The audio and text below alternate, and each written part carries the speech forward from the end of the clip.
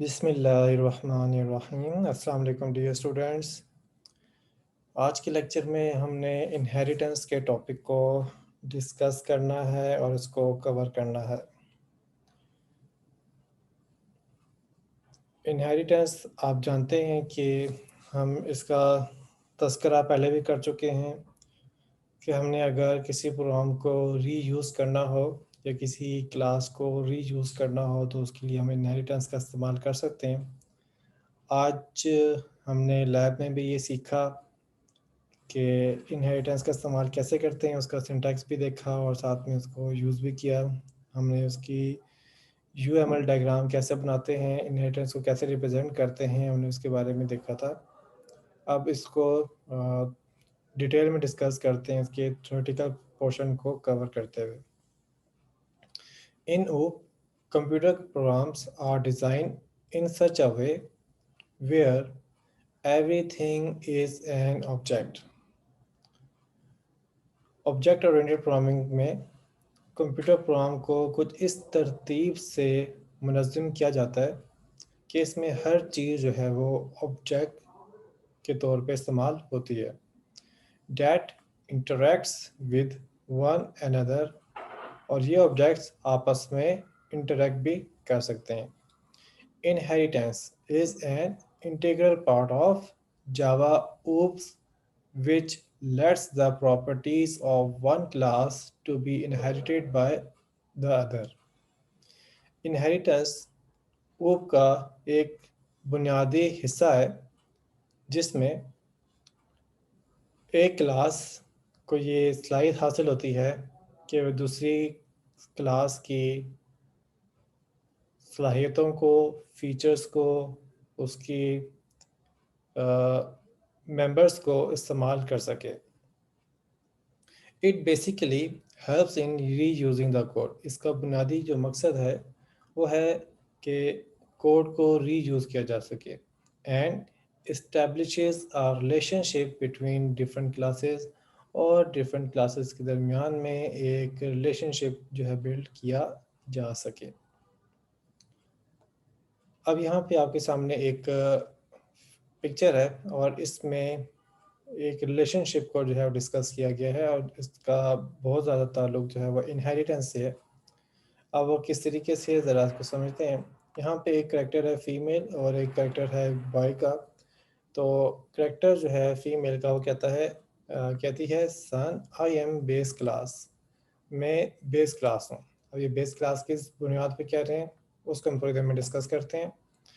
और यहाँ पे जो ये बॉय का करैक्टर है वो कह रहा है mom I am drive class, मैं एक ड्राइव क्लास हूँ।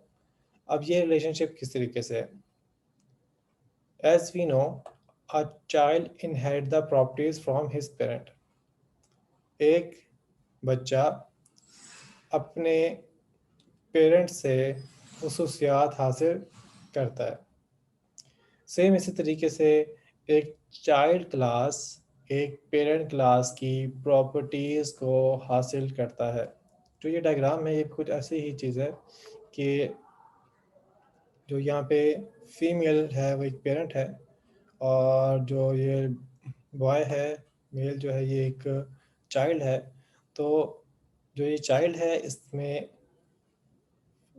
उसके जो मदर हैं उसकी बहुत सारी प्रॉपर्टीज़ हैं उसमें शामिल होंगी। A similar concept is followed in Java। इसी तरीके का एक नज़रिया जो है वो जावा में भी पाया जाता है। Where we have two classes, जहाँ पे हमारे पास दो क्लासेस होती हैं। कौन सी होती हैं? पेरेंट क्लास, पेरेंट क्लास होती है। इस पेरेंट क्लास को सुपर क्लास भी कहते हैं और बेस क्लास भी कहते हैं। इसके अलावा सेकंड होती है चाइल्ड क्लास। चाइल्ड क्लास को सब क्लास भी कहते हैं और ड्राइव क्लास भी कहते हैं। A class which inherit the properties is known as child class. एक ऐसी क्लास जो कि किसी दूसरी क्लास की प्रॉपर्टीज़ को इनहेरिट कर ले और उसकी खूबियों को अपने में शामिल कर ले, उस क्लास को चाइल्ड क्लास कहते हैं। Whereas a class whose properties are inherited is known as parent class. जबकि एक ऐसी क्लास जो कि अपनी सलाहियतें दूसरे को इनहेरिट करे, दूसरे को विरासत करे, तो वो पेरेंट क्लास कहलाएगी। Inheritance can be defined as, inheritance को हम इस तरीके से भी कह सकते हैं, the process where one class acquire the properties of another class. जहाँ ये एक प्रोसेस है, एक अमल है जिसमें एक क्लास दूसरी क्लास की प्रॉपर्टीज़ को हासिल कर लेती है। अब वो प्रॉपर्टीज़ किस तरह की हो सकती है, वो मेथड हो सकते हैं, वो फील्ड यानी कि एट्रीब्यूट हो सकते हैं। It is an important part of ऊप, ये एक इंतहाई ज़रूरी हिस्सा है ऊप का, और इसकी बदौलत बहुत सारे काम जो है वो लिए जाते हैं। The idea behind the inheritance in Java is that you can create new class that are built upon existing classes. Inheritance का जो मख्फी मकसद है, जो उसका इस्तेमाल है, वो ये है कि जो क्लासेस पहले से ही मौजूद हैं उन्हीं को इस्तेमाल करते हुए हम एक नई क्लास बनाएं और उसके अंदर वो तमाम मामलात हल कर लें जो कि प्रीवियस क्लासेस में भी हो रहा था, और इसके अलावा हमें करंट जो ज़रूरत है उसकी हमें ज़रूरत पड़ी थी। ठीक है, तो बुनियादी मकसद ये है कि जो क्लासेस एग्जिस्टिंगली पहले से ही मौजूद हैं तो उनको इस्तेमाल किया जाए और साथ में नई क्लास भी बनाई जाए। तो नई क्लास जो है उसमें सारा कोड जो है वो पुरानी क्लासेस का ना लिखना पड़े, सिर्फ आप उसको इनहेरिट करें और फिर आप उसके तमाम जो सलाहियतें हैं, खूबियाँ हैं, आप उसका फ़वाइद उठाएं और साथ में जो आपने नई चीज़ें ऐड करनी हैं वो आप अपनी क्लास के अंदर ऐड करते रहें। When you inherit from an existing class, you can reuse methods and fields of the parent class. जब आप एक एग्जिस्टिंग क्लास को इनहेरिट करते हैं तो आप उस क्लास के मेथड्स और एट्रीब्यूट का फ़ायदा उठा सकते हैं। Moreover, you can add new methods and fields in your current class. इसके अलावा आप नए मेथड और एट्रीब्यूट जो है इस क्लास में शामिल कर सकते हैं। The class which inherit the properties of other is known as subclass। वो क्लास जो कि दूसरे क्लास की प्रॉपर्टीज़ को इनहेरिट कर लेती हैं, अपने में जज़्ब कर लेती हैं, उन्हें आप सब क्लास कहते हैं। इसके अलावा डिराइव क्लास कहते हैं और चाइल्ड क्लास भी कहा करते हैं। इसके साथ ही and the class whose properties are inherited is known as super class. वो क्लास जो कि प्रॉपर्टीज़ को इनहेरिट करवाते हैं, विरासत में देते हैं, दूसरों के साथ शेयर करते हैं, उनको सुपर क्लास कहते हैं।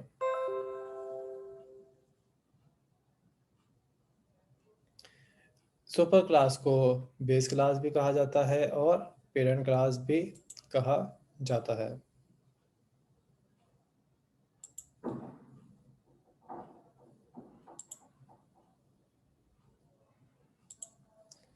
अच्छा, आपने यहाँ पे इस बात का ध्यान रखना है कि जो ये इनके मुख्तलिफ नाम इस्तेमाल हो रहे हैं, ये एक्चुअल में पेयर में आते हैं। यानी कि जब आप सब क्लास कहते हैं तो उसके मुकाबले में सुपर क्लास का लफ्ज़ यूज़ किया जाता है, ये एक पेयर है। इसी तरीके से जो ड्राइव क्लास का लफ्ज़ यूज़ किया जाता है तो उसके साथ बेस क्लास का लफ्ज़ इस्तेमाल होता है, ये आपस में पेयर हैं। इसी तरीके से चाइल्ड क्लास का जब ज़िक्र होता है तो उसके साथ पेरेंट क्लास का जो है वो ज़िक्र किया जाता है, यानी कि ये भी एक पेयर है। तो अगरचे इनको जो है वो 3 मुख्तलिफ नामों से पुकारा जाता है, लेकिन उसके मुकाबले में इनकी निस्बत जो है वो पेयर की सी है, तो हमेशा पेयर के रिस्पेक्ट से ही आपने इनको इस्तेमाल करना है। यानी कि आपने करना ये है कि जब आप सब क्लास कह रहे होंगे तो फिर आपने बेस क्लास नहीं बोलना, आप जो है सुपर क्लास कहेंगे उसके मुवाज़ने के लिए। इसी तरीके से जब आप ड्राइव क्लास कह रहे होंगे तो फिर आपने बेस क्लास का ही लफ्ज़ करना है। इसी तरीके से अगर आप पेरेंट क्लास कह रहे होंगे तो फिर आपने चाइल्ड क्लास का ही ज़िक्र करना है। टर्म यूज्ड इन इनहेरिटेंस, वो टर्म जो कि इनहेरिटेंस पे इस्तेमाल होती हैं। उसमें सबसे पहले हमारे पास है class. A class is a group of objects which have common properties. एक क्लास एक ग्रुप ऑफ ऑब्जेक्ट्स हो सकते हैं जिनकी कॉमन प्रॉपर्टीज़ होंगी, और वो जो कॉमन प्रॉपर्टीज़ होंगी उनके मतलब क्या है, इट इज़ अ टेम्पलेट और blueprint for which objects are created. कि ये जो क्लास है उनकी जो कॉमन प्रॉपर्टीज़ हैं उसके रिस्पेक्ट से आपको टेम्पलेट और ब्लूप्रिंट प्रोवाइड करता है जिससे ऑब्जेक्ट क्रिएट होते हैं। बहुत शुक्रिया।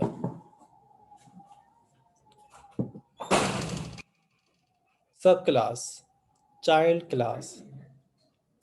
Subclass is a class which inherit the other class.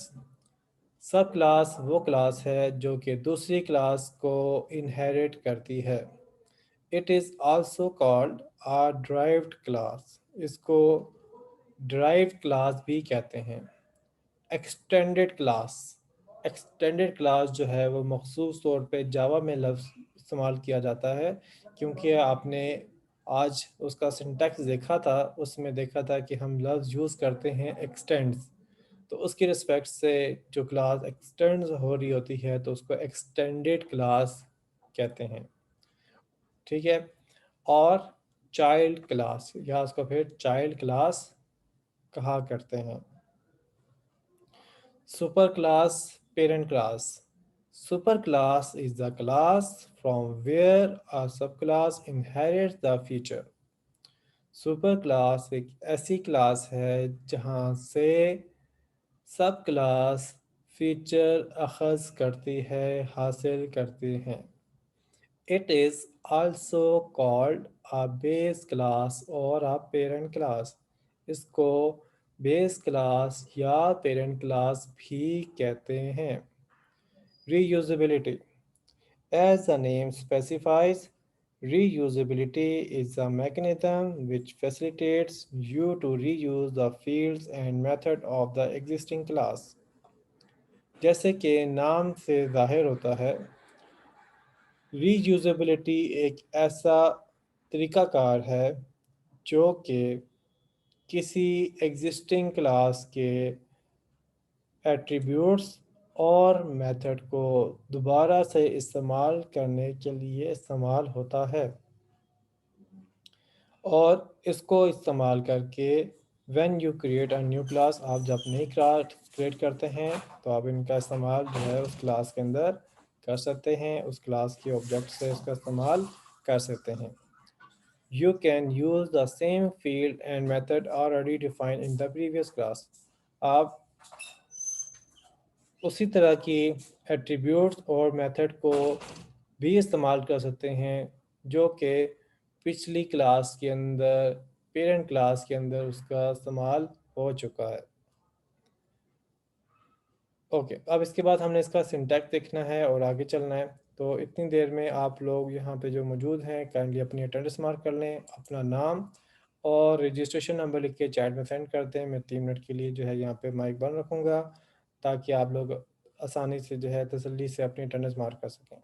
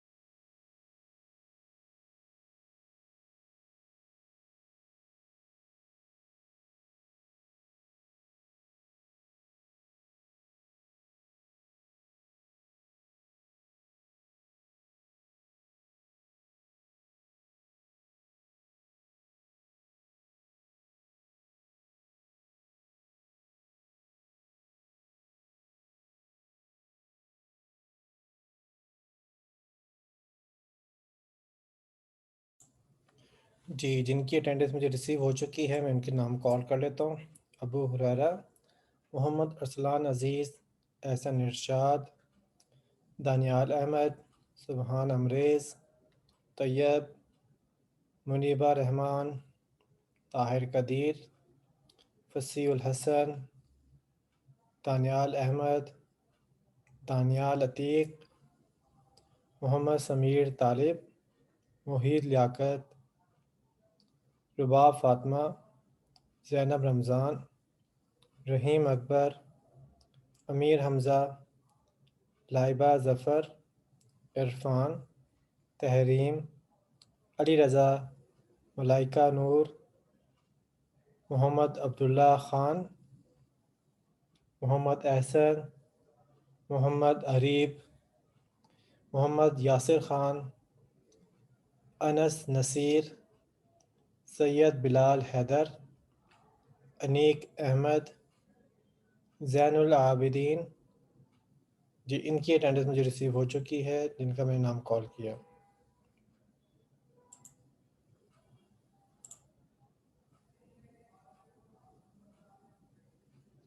तो जिनके मैंने नाम कॉल किए हैं उनकी मैंने अटेंडेंस मार्क कर ली है, बाकी जो रह गए हैं वो खुद रिस्पॉन्सिबल हैं।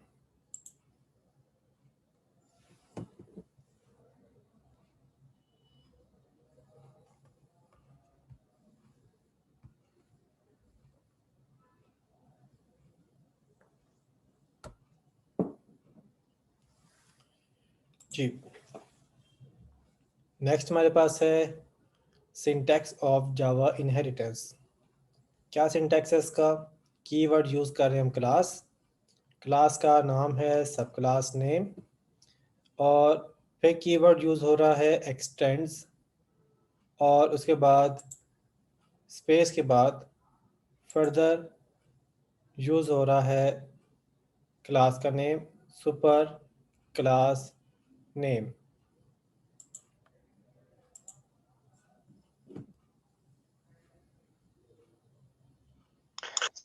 सर मेरी अटेंडेंस आपको नहीं रिसीव हुई?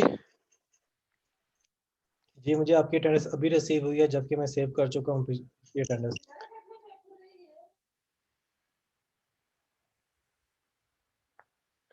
सर मैं सेंड की थी, आपको मिली दो बार, दोबारा मैं सेंड आपको की है फिर। आपने मुझे 2 मैसेज किए हैं, लेकिन मुझे मिले जो है ना मेरी अटेंडेंस कॉल करने के बाद हुए। एक में आपने सिर्फ जो है अपना नाम लिखा था, और एक के अंदर आपने अपना रजिस्टर नंबर और नाम दोनों लिखे हैं।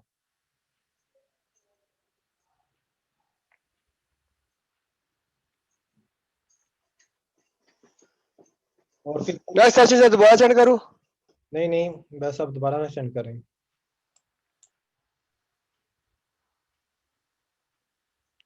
और तो कोई बात नहीं करनी उसामा, मैं माइक बंद कर दूं आप? Okay, thank you. अच्छा जी, तो यहाँ पे क्लास कीवर्ड है, और इसके बाद सब क्लास नेम, ये वो क्लास होगी जिसको इनहेरिट करना है, जिसमें इनहेरिटेंस परफॉर्म होगी। एक्सटेंड्स कीवर्ड है, और इसके बाद हम बताते हैं जिस क्लास को हम इनहेरिट करवाना चाह रहे हैं, जिस क्लास की फीचर्स को हम जो है दूसरी क्लास में पुट करना चाह रहे हैं। इसके बाद इसकी बॉडी स्टार्ट है, बॉडी क्लोज है, और उसके अंदर हम इसके मेथड और फील्ड्स है डिफाइन करेंगे। The extends keyword indicate that you are making a new class that derive from an existing class. ये extend का जो कीवर्ड है ये इस बात का इजहार करता है कि आप एक नई क्लास जो बनाने लगे हैं वो एक एग्जिस्टिंग क्लास को ड्राइव कर रही है, उसको और फर्दर इनहांस कर रही है। The meaning of extend is to increase the functionality. Extend का जो लफ्ज़ है इसका मतलब भी ये है कि आप फंक्शनैलिटी को बढ़ा रहे हैं। सैम्पल कोड, अब हम कोड देखने लगे। Following is an example demonstrating Java inheritance. In this example you can observe two classes, namely calculation and my calculation. इस एग्जांपल में हम जावा इनहेरिटेंस को देखेंगे, और इनहेरिटेंस के लिए हमें दो क्लासेज हैं वो इस्तेमाल करनी है। एक का नाम है कैलकुलेशन और दूसरे का नाम है my calculation. Using extends keyword, the my calculation inherits the method addition and subtraction of calculation class. Extend के कीवर्ड से माई कैलकुलेशन क्लास जो है वो कैलकुलेशन क्लास के एडिशन मेथड और सब्ट्रैक्शन मेथड को इनहेरिट करेगा। देखते हैं कैसे करेगा। अब हम देखने लगे हैं यहाँ पे अंडरस्टैंडिंग इनहेरिटेंस।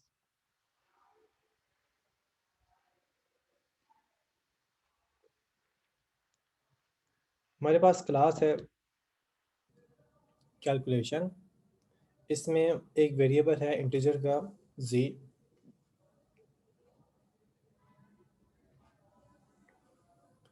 और इसके अलावा आपको यहाँ पे एक मेथड नज़र आएगा एडिशन। इसमें दो आर्गुमेंट पास कर रहे हैं, इंटीजर x इंटीजर y। अब x और y को जब ऐड करते हैं तो उसका रिजल्ट हम z में सेव कर लेते हैं और उसके बाद हम प्रिंट करते हैं the sum of the given number, और जो भी नंबर वैल्यू होगी वो आउटपुट पे आ जाएगी।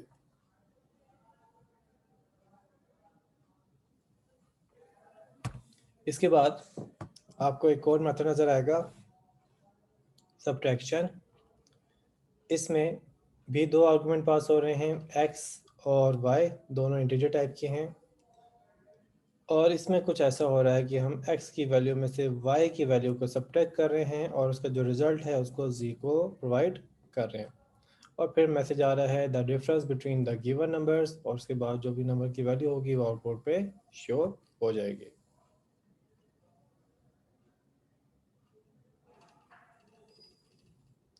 इसके बाद नेक्स्ट हमारे पास है क्लास माई कैलकुलेशन। इसको इनहेरिट कर रहे हैं कैलकुलेशन क्लास से। तो किस तरीके से सिंटैक्स हमारा फॉलो हो रहा है। विजिबिलिटी, क्लास, कीवर्ड, क्लास का नेम, फिर एक्सटेंड्स कीवर्ड, और इसके बाद पेरेंट क्लास का नेम। अब इसमें मेथड हमारे पास है मल्टीप्लिकेशन। इसमें भी दो आर्गुमेंट पास हो रहे हैं, x एंड y। x और y को मल्टीप्लाई करेंगे तो उसका जो रिज़ल्ट है उसको z में सेव किया जा रहा है। फिर further the product of the given numbers output पे आएगा, और जो भी इसका मल्टीप्लिकेशन रिजल्ट है वो भी आपको आउटपुट पे नज़र आ जाएगा। इस क्लास में टोटल कितने मेथड्स हैं जी? माई कैलकुलेशन क्लास में टोटल कितने मेथड हैं, मुझे बताएं ज़रा।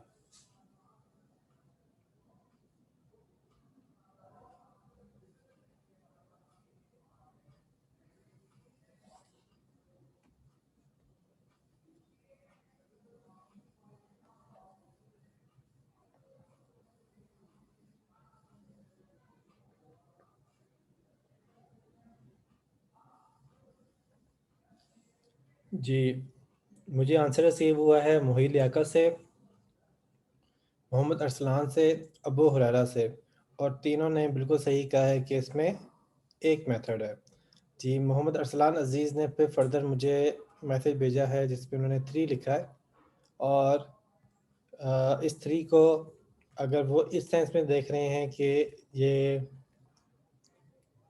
इनहेरिट होने के बाद इसमें कितने मेथड हैं, तो उनका आंसर भी बिल्कुल ठीक है। और अगर मैं सिर्फ ये कहूँ कि माई कैलकुलेशन क्लास के अंदर कितने मेथड हैं, तो इसके अंदर सिर्फ और सिर्फ एक ही मेथड है जो कि हमने बनाया है। ठीक है, ओके। अच्छा जी, अब अ, दोनों जवाब जो है वो उनके कॉन्टेक्स्ट में बिल्कुल ठीक है, मतलब कॉन्टेक्स्ट को समझना ज़रूरी है। मेरा सवाल कुछ ये था कि माई कैलकुलेशन क्लास में कितने मेथड हैं, तो माई कैलकुलेशन क्लास के अंदर हमारे पास सिर्फ एक ही मेथड है। तो इस कॉन्टेक्स्ट के अंदर जो है वो मैं इनहेरिटेंस का जिक्र नहीं कर रहा था, मैं जस्ट क्लास के अंदर जो मेथड था मैं उसको जो है वो आपके सामने मेंशन कर रहा था। तो उसके लिहाज से जो आंसर ज़्यादा सूटेबल है वो 1 है। लेकिन मैंने ये आपको क्यों नोट करवाया, क्योंकि अब जब हम इसके एग्जांपल देखने लगे हैं तो उसके अंदर इनहेरिटेंस का जो रोल है उसको ज़रा हम आइडेंटिफाई करेंगे।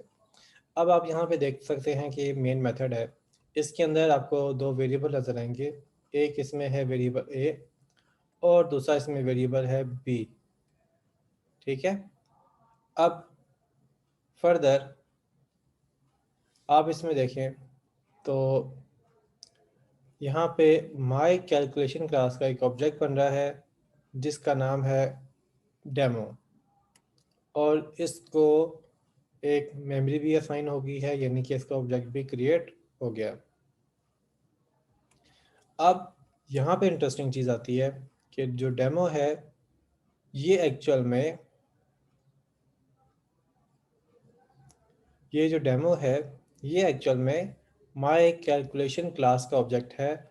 और माई कैलकुलेशन क्लास में अगर आप देखें तो यहाँ पे सिर्फ एक मेथड एग्जिस्ट करता है, वो है मल्टीप्लिकेशन का, और ये तो एडिशन का मेथड यूज़ कर रहा है। अब जब ये एडिशन का मेथड यूज़ कर रहा है तो इसका मतलब ये है कि इस क्लास के अंदर जो है एडिशन का मेथड नहीं है, लेकिन जिस क्लास से ये इनहेरिट हो रहा है उस क्लास के अंदर एडिशन का मेथड होगा। तो आप यकीनन देख सकते हैं कि यहाँ पे एडिशन का मेथड है, और आपका जो माई कैलकुलेशन क्लास का ऑब्जेक्ट है वो एडिशन के मेथड को यूज़ कर रहा है। अगरचे एडिशन का मेथड माई कैलकुलेशन में एग्जिस्ट नहीं करता, लेकिन उसकी जो पेरेंट क्लास है कैलकुलेशन उसमें एग्जिस्ट करता है, तो उसको भी यहाँ पे भी एक्सेसिबल होगा, ये भी उसको जो यूज़ कर सकता है। अच्छा, अब ये यूज़ कर सकता है कि जो है ना, थोड़ी सी चीज़ ध्यान में रखिएगा कि अगर तो जो क्लास है जिसे आप इनहेरिट करवा रहे हैं, जो कि अपने फीचर जो है वो दूसरी क्लास को ट्रांसफ़र कर रही है, उसमें अगर आप कोई चीज़ यूज़ करते हैं तो उसका पब्लिक होना जो है वो इम्पोर्टेंट है।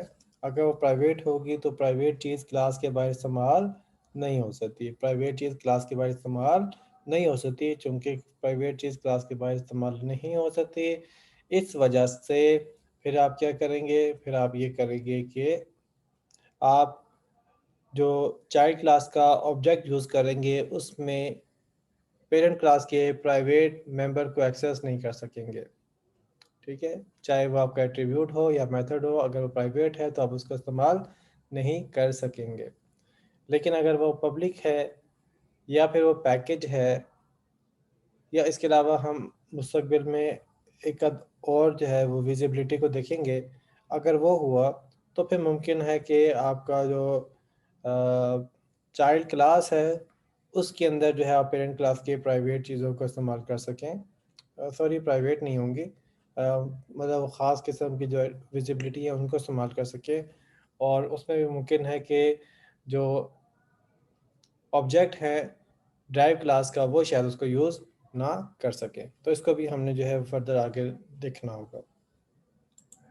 तो इस लिहाज से जब हम मेन मेथड में आते हैं और यहाँ पे आके डेमो डॉट एडिशन करते हैं, तो यहाँ पे चूँकि एडिशन का जो मेथड कैलकुलेशन क्लास के अंदर, जो कि एक पेरेंट क्लास है, उसके अंदर एग्जिस्ट भी करता है और वो पब्लिक भी है, तो यहाँ पे एक्सेस किया जा सकता है।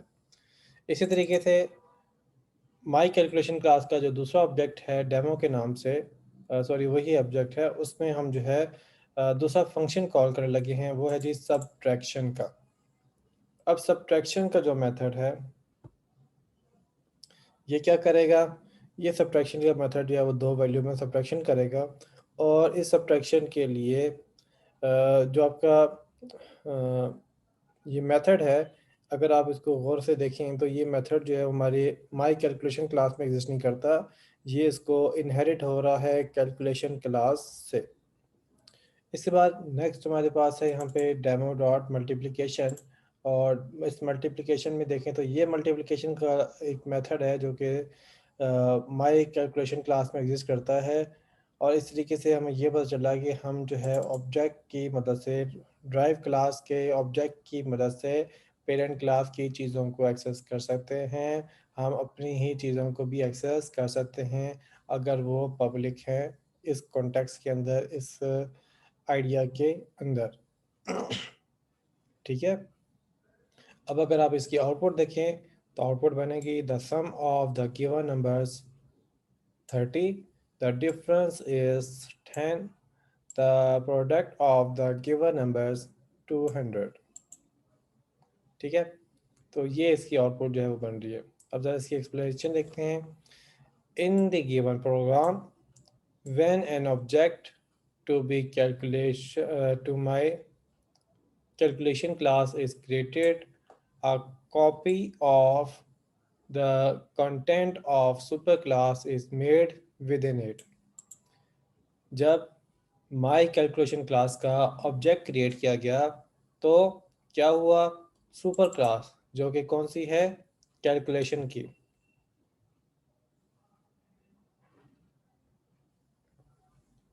तो सुपर क्लास से ऑब्जेक्ट के जो कंटेंट्स हैं वो चाइल्ड क्लास में प्लेस हो गए, कॉपी हो गए, क्रिएट हो गए। That is why using the object of the sub class you can access the members of the super class. तो इस तरीके से सब क्लास के ऑब्जेक्ट से हम इस काबिल हो गए कि हम पेरेंट क्लास यानी कि सुपर क्लास के मेंबर को भी एक्सेस कर सके, क्योंकि वो, अगर आप इस डायग्राम को देखें तो हमारे पास जो ऑब्जेक्ट है वो ये स्क्वायर में नज़र आ रहा है, और ये वो ऑब्जेक्ट है जिसको हम यूज़ कर रहे हैं। और ये ऑब्जेक्ट किसका है, ये माई कैलकुलेशन क्लास का ऑब्जेक्ट है। इसके अंदर मल्टीप्लिकेशन का ये मेथड भी अवेलेबल है। अब इसमें चूंकि ये जो माई कैलकुलेशन क्लास है ये कैलकुलेशन क्लास से इनहेरिट हुई है, तो ऐसी सूरत में जो कैलकुलेशन क्लास है उसकी इंफॉर्मेशन या उसका ऑब्जेक्ट जो है वो यहाँ पे इस वाले ऑब्जेक्ट के अंदर कॉपी हो गया। अब इसमें क्या कुछ कॉपी हुआ है, उसके जो वेरिएबल हैं और जो मेथड हैं वो यहाँ पे कॉपी हो गए। अब आप ऑब्जेक्ट की मदद से, जो माई कैलकुलेशन क्लास का ऑब्जेक्ट है, आप उसकी मदद से इवन मल्टीप्लिकेशन को भी यूज़ कर सकते हैं, सब्ट्रैक्शन को भी यूज़ कर सकते हैं जो कि पेरेंट क्लास का है, और एडिशन को भी यूज़ कर सकते हैं चूँकि वो पेरेंट क्लास का है। जी को भी यूज़ कर सकते हैं, लेकिन जी चूँकि प्राइवेट है इसलिए वो एक्सेसिबल नहीं होगा, तो वहाँ पे यूज़ नहीं किया जा सकेगा, लेकिन आप कर सकते हैं अगर आप उसको पब्लिक कर लें। तो ये एक आइडिया हो गया कि जब आप इनहेरिटेंस करते हैं तो इनहेरिटेंस में जो चाइल्ड का ऑब्जेक्ट होता है वो सिर्फ अपने ही कंटेंट को होल्ड नहीं करता, बल्कि पेरेंट क्लास के कंटेंट्स को भी होल्ड कर रहा होता है। Points to consider: the superclass reference variable can hold the subclass object. Super class का रेफरेंस वेरिएबल सब क्लास का ऑब्जेक्ट होल्ड कर सकता है। By using that variable you can access only a member of super class. लेकिन आप अगर इस तरीके को इस्तेमाल करते हैं तो आप सिर्फ सुपर क्लास के मेथड को इस्तेमाल कर सकते हैं। अब ये जो मैंने आपके सामने ये दो बातें की हैं, इसको जो है ज़्यादा डिटेल में हमें डिस्कस करना है, तो नेक्स्ट सेशन में हम मिलते हैं और इस पॉइंट से ऑनवर्ड डिस्कस करते हैं। मिलते हैं नेक्स्ट सेशन में।